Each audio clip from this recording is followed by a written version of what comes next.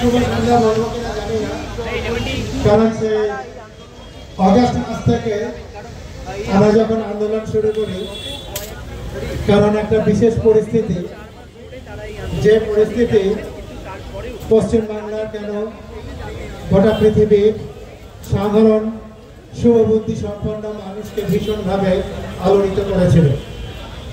যখন আন্দোলন করতে আমরা বাধ্য হই, আমরা রাস্তায় নামি এমন একটি পরিস্থিতিতে, যে পরিস্থিতিতে হঠাৎ করে টিভিতে একটা ছবি দেখা গেল, যে ছবিতে দেখা যাচ্ছে কিছু মানুষ অত্যন্ত সুপরিকল্পিতভাবে সংগঠিত একটি অপরাধ। তখন আমরা বুঝিনি সেটা ছিল সুপরিকল্পিত অপরাধ, কিন্তু যেটা ছিল একটা সাধারণ খবর, যেন যে খবর শুধুমাত্র একজন কর্মরত ডাক্তার তাকে তার কর্মস্থলে টানা 36 ঘন্টা ডিউটি করে রোগীর সেবা শুশ্রূষা করে মৃত্যুর পথে চলে যেতে হয়েছিল। কিন্তু যেটা বৃহত্তর ঘটনা ছিল সেটা হচ্ছে যে একটি ডাক্তার তার কর্মস্থলে এইভাবে লাঞ্ছিতা এবং খুন হয়ে গেলেন। তাতে করে একটা গণতান্ত্রিক রাষ্ট্র, একটা শাসন ব্যবস্থা, বৃহত্তর গণতান্ত্রিক পরিকাঠামো, আমরা দাবি করি যে আমরা পৃথিবীর বুকে সর্ববৃহৎ গণতন্ত্র, তার একটি পরিচালন ব্যবস্থা আছে, একটা প্রশাসনিক ব্যবস্থা আছে, যে প্রশাসনিক ব্যবস্থার কাছে আমরা সাধারণ মানুষ আমরা চেয়েছিলাম যে এইরকম একটি ভয়ঙ্কর ঘটনা ঘটে যাওয়ার জন্য তার একটা নিশ্চিত সমাধান পাবো, তার প্রতিকার পাবো। কিন্তু যত দিন যেতে থাকে, কিছুদিনের মধ্যে, বেশি দিন নয়, 2-3 দিন, 1 সপ্তাহের মধ্যে আমরা দেখতে পাই যে প্রশাসন যে দিক নিল, তাতে আমরা সাধারণ মানুষ বুঝতে পারলাম যে এই ধরনের ঘটনা, এই ধরনের ভুল যেটা ঘটে গেছে, সেটা শুধুমাত্র একটা সাধারণ ঘটনা নয়। সরকার, প্রশাসন আমাদেরকে বাধ্য করেছে ভাবতে যে এই চক্রান্ত, এই খুন, এটা পরিকল্পিত। তার জন্যে আমাদের রাজ্যে যে সর্বশক্তিমান, যিনি পুলিশের দায়িত্বে, তিনি সরকারের দায়িত্বে, তিনি সবকিছুর দায়িত্বে, তিনি মাঠে নেমে পশ্চিমবাংলার পুলিশ তাকে সার্টিফিকেট দিয়ে বললেন যে যথেষ্ট কাজ করে ফেলেছেন, আর 3-4টা দিন দিন। এইরকম একটা ঘটনা আমাদের মতো পশ্চিমবাংলার সাধারণ শিক্ষিত, স্বাভাবিক, সুস্থ মানসিকতার মানুষ, আমাদের কোনো বুঝতে অসুবিধা হয়নি যে এই ধরনের ঘটনা ধামাচাপার জন্য উনি রাস্তায় নেমেছেন। এইরকম একটি পরিস্থিতি, যে পরিস্থিতি পশ্চিমবাংলার আপামর মানুষ সবাইকে আলোড়িত করে তোলে। এখন কোথায় আমরা দাঁড়িয়ে আছি? আমরা এখানে সমবেত হচ্ছি, শীতের দিন, মেঘ, বৃষ্টি, ডাক্তারবাবুরা, শিক্ষক, সাধারণ মানুষ, খেটে খাওয়া মানুষ, কুলি, মজুর, কৃষক, সবাই কেন রাস্তায়? একটা পরিকাঠামো, যে পরিকাঠামো থেকে আমরা আশা করি ন্যায় বিচার, যে পরিকাঠামো থেকে আশা করি গণতান্ত্রিক পরিকাঠামো, শুধু ন্যায় বিচার নয়, নিরাপত্তা। সাধারণ মানুষ সে নিরাপত্তা খোঁজে। একজন ডাক্তার তার কর্মস্থলে যদি খুন হয়ে যায়, তাহলে বোঝা যায় সেখানে নিরাপত্তা নেই।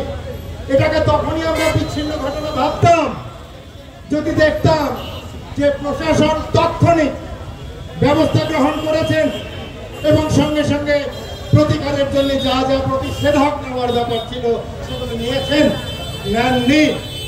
এইখানেই অশনি সংকেত। আমরা বিগত 4 মাস ধরে কিসের লড়াই করছি? জাস্টিস চাইছি। এমন কোন রাষ্ট্র কাঠামো আছে কি যে ডেমোক্রেটিক পরিকাঠামোতে আমরা ন্যায় বিচার পেতে পারি না? এটা কি কোনো ইউটোপিয়ান ঘটনা? জাস্টিস ভিক্ষা করতে হচ্ছে, এখানেই সমস্যা। একটা সরকার সে কাকে নিরাপত্তা দেবে? একটা পুলিশ প্রশাসন, একটা পরিকাঠামো কাকে নিরাপত্তা দেবে? পশ্চিমবাংলার এই ঘটনা দিনে দিনে আমার একটি জায়গায় পৌঁছেছে যে ডাক্তারবাবুদের আন্দোলন থেকে একটি তার উঠে এসেছিল থ্রেট কালচার, এক সর্বব্যাপী সর্বগ্রাসী সংস্কৃতি। এই মুহূর্তে ডাক্তাররা হাসপাতালে দেখছেন, রোগীরা হাসপাতালের বাইরে রাত জাগার সময় দেখছেন, শিক্ষক বিশ্ববিদ্যালয়ে দেখছেন, কৃষক গ্রামে দেখছেন, রেল হকার্স তাদের সংগঠনে দেখছেন। কি হলোটা কি? মানুষ কি মরে গেছে পশ্চিমবাংলার? না, মানুষ মরেনি, মানুষ জেগে আছে। এটাই আমরা 4 মাস ধরে দেখেছি। নতুন করে মানুষ তার চেতনার পুনরুত্থাপন ঘটিয়েছেন। যে ঘটনা থেকে আমরা আশা করেছিলাম যে সরকার তার একটা শুভবুদ্ধির উদয় হবে, যে লক্ষ লক্ষ মানুষ শুধু দিন নয় রাত্রিতে ভোরবেলায় রাত দুপুরে রাত দখল করেছে, আমরা ভেবেছিলাম একটা ডেমোক্রেটিক সরকার আমাদেরকে প্রতিকার দেবে। আজকে আবার আমরা আশাহত, যেখানে উঠে দেখা যাচ্ছে পশ্চিমবাংলার সব জায়গা থেকে সেই নোটোরিয়াস প্রিন্সিপাল যাকে বোঝা গেল যে এই ধর্ষণের সঙ্গে জড়িত, তার আবার ছেড়ে দেওয়ার ব্যবস্থা হচ্ছে। আচ্ছা বলুন তো, হিংস্র চতুষ্পদ জন্তুকে আমরা কেন আড়ালে রাখি? সাধারণ মানুষ নিরাপদ নয় বলেই তো আমরা কেন এই ধরনের জেলখানা তৈরি করেছিলাম। আমরা জেলখানা তৈরি করেছিলাম একটা পরিকাঠামো, ডেমোক্রেটিক পরিকাঠামো, একটা পার্লামেন্টারিয়ান সিস্টেম, যেখানে আমরা তৈরি করেছিলাম এইভাবে যে সেই সমস্ত হিংস্র সমাজ বিরোধী তারা থাকবে জেলের অন্দরে। কোথায় এসে দাঁড়িয়েছে? তাদের 1 মাস 2 মাস 3 মাস 4 মাস এত অধৈর্য যে যত তাড়াতাড়ি পারি তাকে আমি রাস্তায় ছেড়ে দিই। কেন, আবার কি প্রিন্সিপাল বানাবেন নাকি? আমরা দেখেছি হাসপাতালগুলোর মধ্যে কি ভয়াবহ নোংরামি চলছে।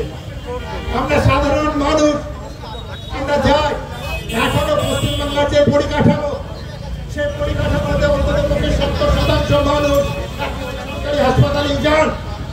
এখনো পর্যন্ত হাসপাতালের যে পরিকাঠামো, সেই পরিকাঠামো 70% মানুষ নিতে পারে, কিন্তু আমরা বেসরকারি সংস্থায় এই 70% মানুষ যাওয়ার ক্ষমতা রাখে না। ঠিক এইরকম একটা জায়গায় আপনারা উল্টে ডাক্তারদেরকে দোষ দিচ্ছিলেন যে ডাক্তার বাবুদেরকে আন্দোলন করছে এই কারণে যে তারা চাইছে রুগী সরকারি হাসপাতালে না আসে বেসরকারি হাসপাতালে যান। মিথ্যা কথা। আপনারাই উল্টো ঘটনা, মানে প্রশাসন উল্টো ঘটনা ঘটাচ্ছেন। সরকারি হাসপাতালে অরাজকতা নামিয়ে এনেছেন, সরকারি হাসপাতালে থ্রেট কালচার নামিয়ে এনেছেন, সরকারি হাসপাতালে দালাল চক্র তৈরি করেছেন। যে দালাল চক্র সাধারণ মানুষকে তার সিট পেতে, তার সুস্থ স্বাস্থ্যের পরিকাঠামো পেতে পদে পদে বাধা দিচ্ছে। কোনো না কোনো ভাবে একটা দালাল চক্রের মধ্যে দিয়ে যেতে হবে। এই স্বাস্থ্য ব্যবস্থায়, এই সরকারি ব্যবস্থায়, সরকারি সিস্টেম সাধারণ মানুষকে বাধ্য করেছে আস্তে আস্তে সরকারি স্বাস্থ্য পরিকাঠামোর উপরে বিতশ্রদ্ধ হতে, আস্থা হারাতে। কেন? এই ধরনের মুনাফা তোলার জন্য। হাসপাতাল সাধারণ শিক্ষা ব্যবস্থার থেকে একটু আলাদা, কারণ হাসপাতালের টাকার সোর্স অনেক বেশি। হাসপাতালের বিভিন্ন অংশ, সরকারি হাসপাতালের একটা বড় অংশ ওষুধ, যেটা সাধারণ মানুষ প্রায় বিনামূল্যে পান, তার পরিষেবা বিনামূল্যে পান, 2 টাকায় ভালো ডাক্তার দেখানোর সুযোগ পান। সুতরাং সেই ব্যবস্থা থেকে যদি একটা দালাল চক্রের অন্তরে নিয়ে আসা যায়, তাকে যদি ঘেটে লটামটি করে দেওয়া যায়, তাহলে সাধারণ মানুষ বিতশ্রদ্ধ হবে, বেসরকারি মুনাফা অনেক বাড়তে থাকবে। তাহলে এই ধরনের ঘটনা আজকে কেন আজকে সংস্কারের মানুষ আমরা রাস্তায়, তার একটাই কারণ, সরকারি হাসপাতাল শুধু ডাক্তারদের নয়, সরকারি হাসপাতাল সাধারণ মানুষের, যে হাসপাতাল থেকে সমস্ত মানুষ তার পরিষেবা গ্রহণ করে বেঁচে থাকার অধিকার গ্রহণ করে। আজকে শিক্ষা ব্যবস্থা, সেখানেও একই ধরনের অরাজকতা। এমন কিছু ঘটনা ঘটানো হচ্ছে বছরের পর বছর। বিশ্ববিদ্যালয়গুলিতে আমরা দেখতে পাচ্ছি ভাইস চ্যান্সেলর থাকছেন না, প্রিন্সিপাল থাকছেন না। কেন? একই গল্প। সমস্ত শিক্ষা, স্বাস্থ্য, সমস্ত পরিকাঠামোকে সরকারি আওতা থেকে ধীরে ধীরে সাধারণ মানুষের আস্থা থেকে তুলে ঠেলে দাও, যাতে সাধারণ মানুষ সরকারি ব্যবস্থা থেকে সরে যায়। সুতরাং যে ঘটনা ঘটে গেছে পশ্চিমবঙ্গের বুকে, আমরা ভেবেছিলাম যে প্রশাসন তার ব্যবস্থা করে দেবেন, দেননি। আবার সময় এসছে, আমরা সমবেতভাবে আসুন রাস্তায় নামি আমরা যে আন্দোলনের অংশীদার ছিলাম, যে আন্দোলন সাধারণ মানুষের চেতনাকে একটা শীর্ষস্থানে পৌঁছেছিল, আপনাদের উপরে আশা চেয়েছিলাম, কিন্তু আবার নতুন করে সময় এসেছে। আপনারা প্রমাণ করে দিয়েছেন যে আপনাদের থেকে আমরা কখনোই কোনোভাবে কোনো সুস্থ স্বাভাবিক প্রতিকার পেতে পারি না। তাই সাধারণ মানুষ আমরা আমাদের নিরাপত্তা বেছে নিতে হবে, আমাদেরকে এইরকম অভয়া যাতে আর কিছু না ঘটে তার জন্য সজাগ থাকতে হবে, সচেষ্ট থাকতে হবে, পাড়ায় পাড়ায় জোটবদ্ধ হন। আর করজোরে অনুরোধ করছি একটা জিনিস, যে পুলিশ প্রশাসন আমার প্রতিকারের জন্য আছেন, যে পুলিশ প্রশাসন এই গোটা ডেমোক্রেটিক পরিকাঠামোকে বাঁচিয়ে রাখার জন্য আছেন, মাননীয় মুখ্যমন্ত্রীর কাছে আমি করজোরে অনুরোধ করছি, এই পুলিশ পরিকাঠামোর উপরে সাধারণ মানুষের আস্থা কেড়ে নেবেন না। পুলিশকে পুলিশের মতো কাজ করতে দেন। কখনোই আপনারা পুলিশকে আপনাদের যে গভীর সমাজ বিরোধী কাজ তার অংশীদার করবেন না, তার রক্ষাকর্তা বানাবেন না। কারণ এই ব্যবস্থা যদি ভেঙে পড়ে, সাধারণ মানুষ যেভাবে অত্যন্ত অনাস্থায় করবে, সাধারণ মানুষ যদি বিদ্রোহের পথে যায়, সাধারণ মানুষ যদি পুলিশের থেকে আস্থা হারায়, তাহলে যে বিদ্রোহ তৈরি হবে সেই বিদ্রোহ ধীরে ধীরে এই দেশটাকে সোমালিয়ার পথে টেনে নিয়ে যাবে। বারবার অনুরোধ করছে, পশ্চিমবাংলার মানুষকে কখনোই তার সুস্থ সংস্কৃতি থেকে এইভাবে সরিয়ে দেবেন না। তাতে করে যে ভয়ঙ্কর অরাজকতা তৈরি হবে, যা সমাজের পক্ষে মারাত্মক, যা ডেমোক্রেটিক পরিকাঠামোকে ধ্বংস করবে। মানুষ নিজের অধিকার, নিজের প্রশাসন নিজের হাতে তুলে নেবে, এইটা হতে দেবেন না। এইটুকু বলে সবাইকে সংগ্রামী অভিনন্দন জানাই।